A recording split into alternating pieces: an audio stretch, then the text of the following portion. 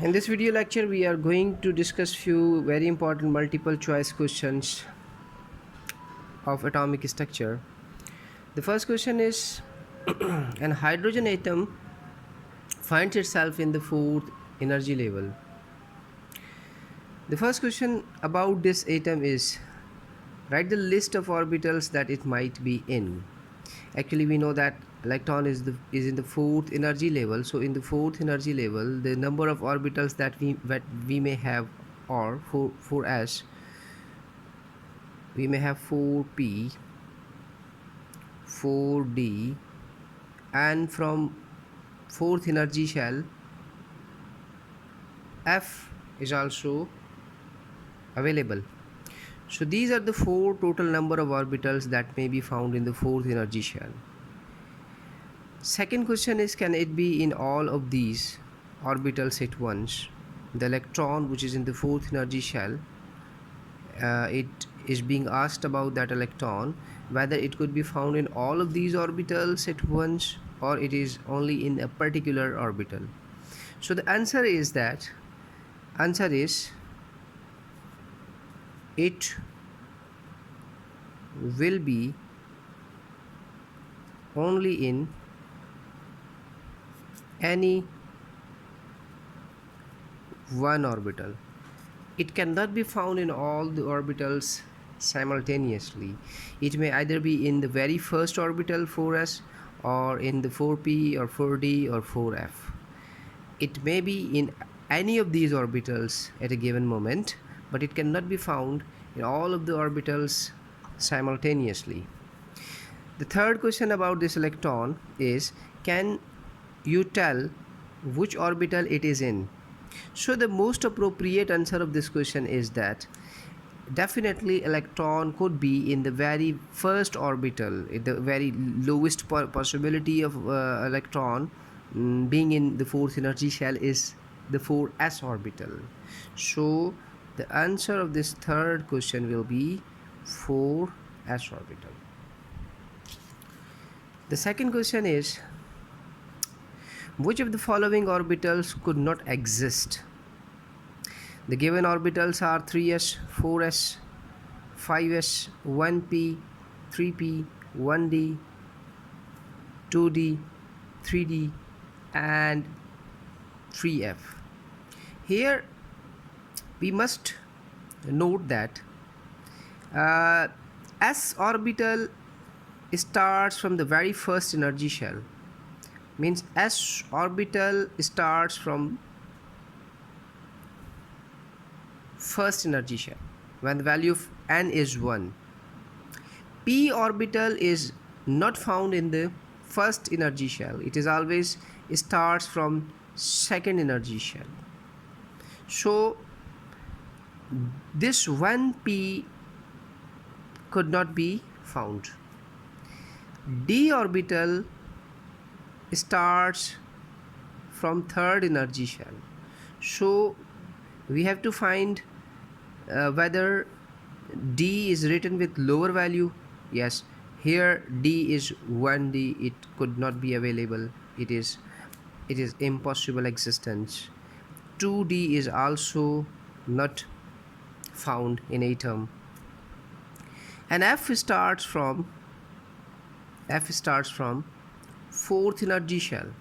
So 3f is also not a possible existence. We cannot find 3f orbital in the atom. So these four orbitals are wrong and they could not exist.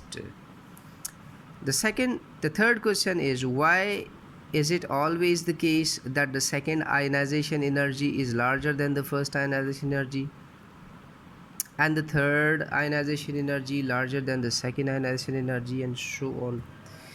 It is because if we take the example of sodium here, sodium atom has 11 protons in its nucleus and 12 neutrons. It is not important to write neutrons here. It is its first energy shell, second energy shell, and third energy shell. first energy shell contains 2 electrons. Second energy shell definitely contains 8 electrons according to the formula 2n square. And the last energy shell, the third energy shell of sodium atom, contains only 1 electron. It has 3s1 outermost electronic configuration. Ionization energy is actually the amount of energy that is needed to remove this outermost electron from the gaseous state of sodium atoms. And once this energy is provided, sodium loses this electron to convert itself into ion. Therefore, it is called as ionization energy needed to make an ion from a neutral atom. This is first energy shell and this is second energy shell. These are 2 core electrons, and now the valence electrons of sodium ion are these 8 electrons. Pay close attention to this conversion. One of the electron has been lost, and definitely we have provided it the energy that is being called as ionization energy. In this case, it is the first ionization energy because it has been used to create the first ion. After the removal of this electron, now in sodium ion we are having 11 protons and we are having just 10 electrons. So, and the size of the ion is also now smaller, so the electrons are nearer to nucleus in this case as compared to sodium atom. Now 11 protons are exerting a powerful electrostatic force of attraction on these electrons, these 10 electrons. So the nuclear charge is enhanced in this case, and therefore electrons are more tightly attracted towards nucleus.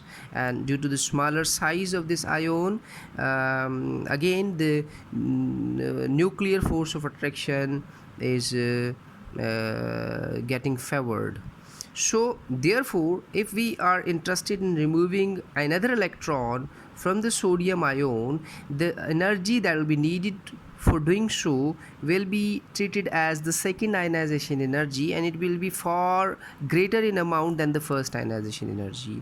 And so is the case of third ionization energy. Means if we keep removing electrons from the sodium ion, second ionization energy for the